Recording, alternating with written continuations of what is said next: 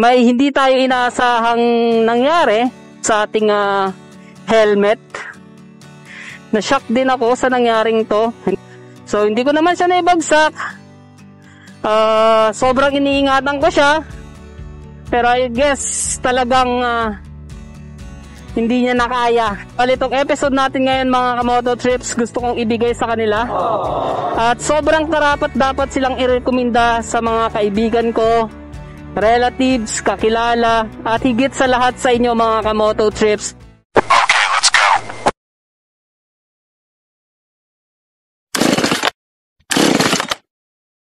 Mike Moto Trips.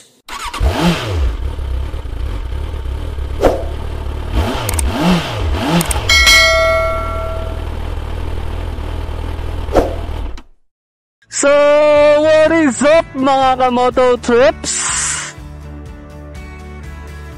Here we go again to another episode of our Moto Trips channel.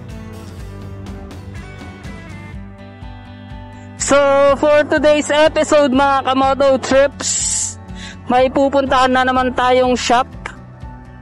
Dahil nung huling vlog natin mga kamoto trips, may hindi tayo inaasahang nangyari sa ating helmet. Na-shock din ako sa nangyaring to. So hindi ko naman siya naibagsak. Sobrang iniingatan ko siya.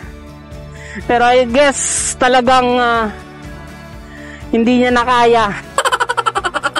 Sobrang gusto kong pasalamatan tong shop na pupuntahan natin ngayon mga kamoto trips. Itong episode natin ngayon mga kamoto trips, gusto kong ibigay sa kanila.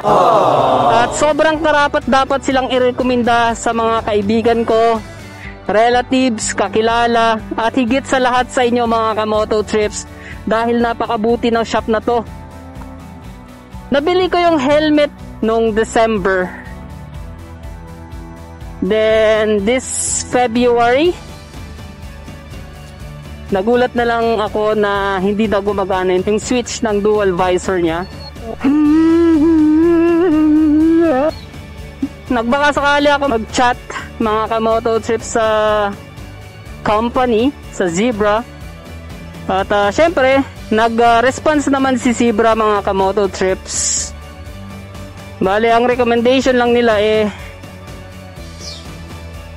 ipakita natin sa mga authorized dealer nila, which is yung nabilihan natin ng helmet. Nag-chat na nga tayo sa pinagbilihan natin, and luckily mga kamoto trips, ang bilis nila mag-response. Then nag-send lang tayo ng video, agad nila tayong sinabihan na pumunta lang sa shop nila para makita yung helmet, kung ano nga ba yung nangyari. Sinabi nila susubukang ayusin, pero kung hindi maayos, papalitan na lang nila. At yun nga yung nangyari mga kamoto trips. Sana all. Sobrang na-appreciate ko mga kamoto trips na napakabilis nilang tugunan ng ating naging suliranin o issue sa helmet na nabili natin sa kanila. So hindi lahat ng seller ganon, di ba? So ayun na nga, napalitan na nga yung helmet mga kamoto trips. Kaso ang naging problema naman sa pangalawang helmet, iba yung kulay mga kamoto trips. Dahil yung nauna nating helmet chameleon purple. Itong bagong binigay nila, lamang yung pagka-green niya. Are you serious? So, nag-chat ulit tayo sa kanila mga kamoto trips. Sinabihan na naman tayong bumalik sa kanila at ibalik yung helmet. Wow! Kaya ito, on the way tayo papunta sa kanila ngayon mga kamoto trips. Itong location nila ay bago. Hindi na dun sa may Almansa. Dito na siya malapit sa Casimiro. Mas malaki yung pwesto nila ngayon kaysa sa dati. Susubukan natin makapag-vlog sa kanilang store. Pero wala pa tayong ganong makikita mga kamoto trips dahil currently renovating sila, pero try na rin natin para makilala nyo kung sino yung mga pwedeng mag-asikaso sa inyo in case na gusto nyo ring bumili ng helmet. So napakarami nilang variant na ibinebenta. So isa na nga doon si Zebra. And I can say mga Kamoto Trips, hindi basta-basta ang mga helmet na binibenta nila tulad sa mga nabibilis sa mga bangketa. Oh my God! Wow! So malapit-lapit na tayo mga Kamoto Trips. Balitaan ko na lang kayo pag nandoon na tayo.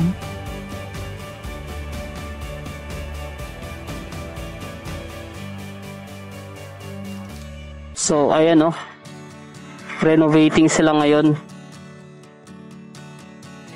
And saan tayo pwedeng mag-park?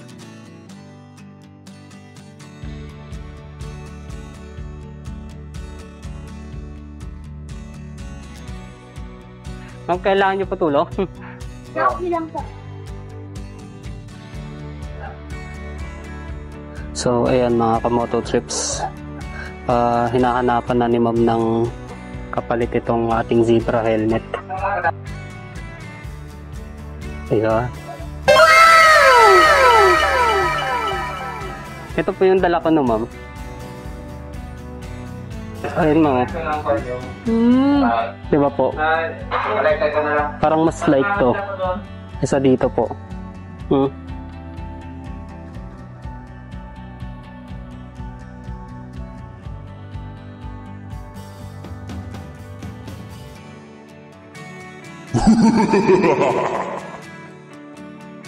Ba't po pala kayo lumipat dito, ma'am? Para lang kung malaki na yung space. Alam ko may ma-oil siya dito na, ma'am. Opo. Ewan ko nga po ba't may ganun.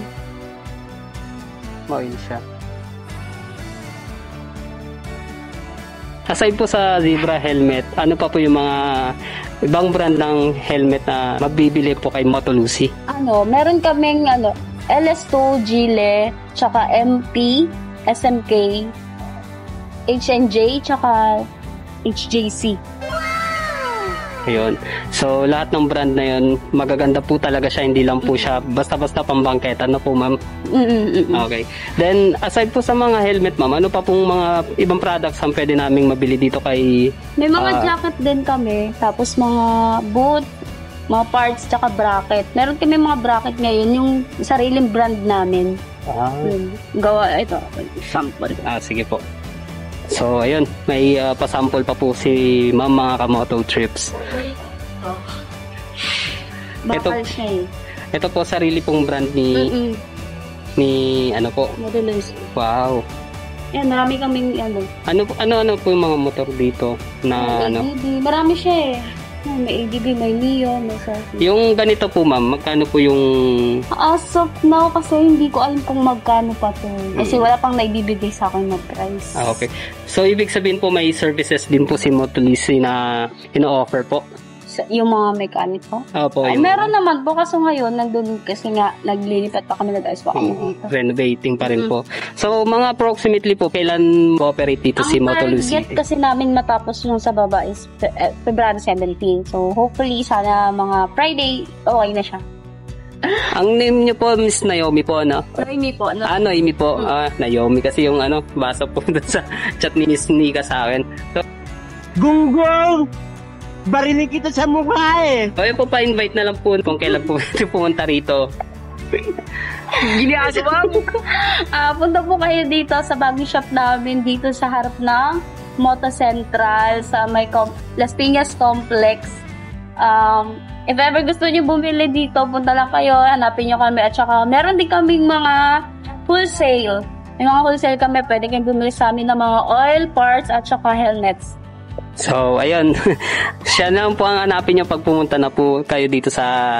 at saka si Miss Nika po. At saka may Shopee at saka Lazada account din po kayo, no? Tapos Facebook din po. Visit din po kayo sa page namin, sa Facebook page, Motolucy. Tsaka Motolucy Alabang. Then, pwede rin kayong umorder sa amin online via Shopee and Lazada. Search nyo lang Motolucy Corporation. Okay. So ayun po, ilalagay ko naman po sa description yung kanilang Facebook at saka Lazada account, Shopee account, pati address nila dito sa bago nilang location. So ayun po, pa-shoutout na lang po yung mga viewers natin, ma'am. Shoutout po sa mga moto trips. Punta po kayo dito. Okay po, maraming salamat po sa interview, ma'am. So ito mga kamoto trips, medyo renovating pa nga po shop nila. Pero soon, magiging okay na to.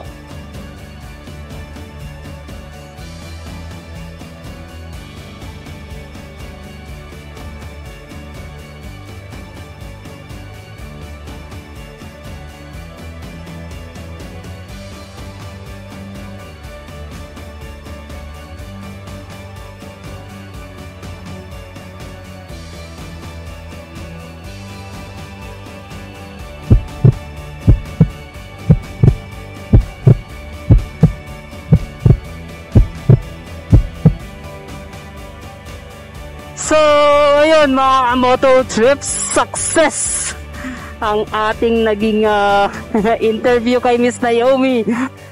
Ang name niyo po, Miss Naomi po, no? Naomi po. No? Naomi po. Yung bagong location ni Moto Lucy. And I hope mga moto trips na suportahan natin ang shop na yan dahil sobrang satisfied ako bilang isang customer nila. Paano masabi? Hindi lahat ng shop mga kamoto trips ay tumatanggap ng replacement, especially kung over 7 days na. Pero sila, as you can see mga kamoto trips, December ko pa nabili yung helmet na yon, pero pinalitan pa rin nila, 'di ba? Yan, bago yan. Sobrang salamat kay Miss Nika at especially sa may-ari ng Moto Lucy. So I hope nagustuhan nyo ang episode natin ngayon mga kamoto trips. Hanggang sa muli, please do like, share, and feel free to comment down below.